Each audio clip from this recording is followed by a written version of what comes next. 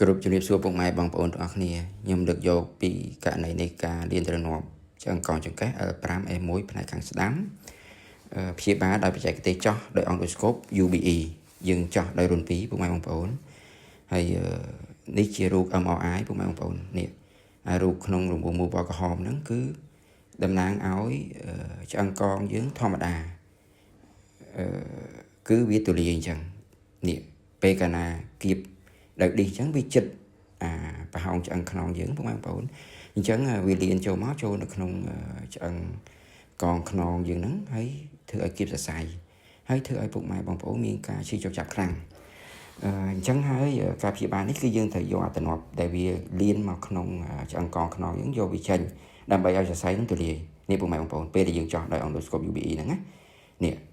ខ្ញុំគិះឡើងលើហ្នឹងជាសរសៃវិញ្ញាណយើងធម្មតាក្នុងករណីនេះវាមានការគៀបខ្លាំងវាធ្វើឲ្យវាស្អិតជាប់នៅហ្នឹងអញ្ចឹងយើងត្រូវធ្វើម៉េចយើងត្រូវរុញវាឡើងលើដើម្បីទៅយកឌីសខាងក្រោមនេះពេលដែលយើងធ្វើឲ្យវាលែងស្អិតហើយយើងថ្ពក់អាសរសៃហ្នឹងឡើងលើ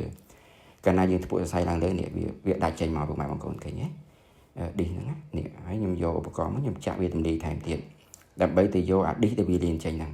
អញ្ចឹងអាឌីសដែលវាលៀនចេញហ្នឹងហើយវាគៀបមកលើសរសៃហ្នឹងវាធ្វើឲ្យពុកម៉ែបងប្អូនឈឺចុកចាប់ពីចង្កេះចាក់មកជើង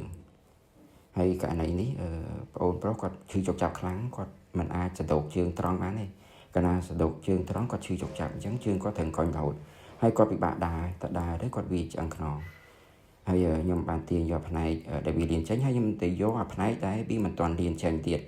អញ្ចឹងណាបងប្អូនខ្ញុំព្យាយាមយកហើយនេះជាបំណែកដែលវាលៀនចេញហើយអញ្ចឹងនេះយើងត្រូវសម្អាតឲ្យអស់ដើម្បី